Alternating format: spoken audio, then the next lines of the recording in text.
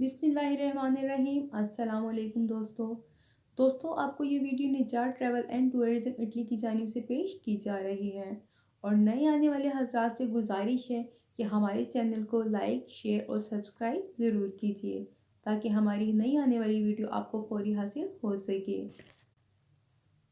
दोस्तों, दुबई और यूएई की तरफ से एक बार फिर खबरदार कर दिया गया है।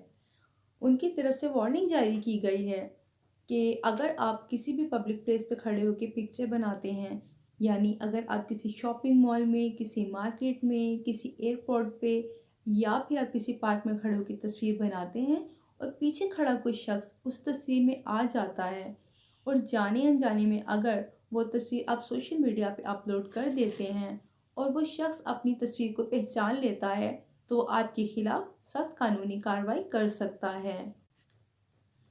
आपके खिलाफ सख्त कानूनी कार्रवाई होगी जिसमें आपको भारी जुर्माना अदा करना पड़ेगा, आपको जेल हो सकती है और आपको काफ़ी मुश्किलात का सामना करना पड़ सकता है। अगर आप किसी मुश्किल में पड़ना नहीं चाहते तो आप कानून की पासदारी कीजिए, इन चीज़ों का ख़ास ख्याल रखिए।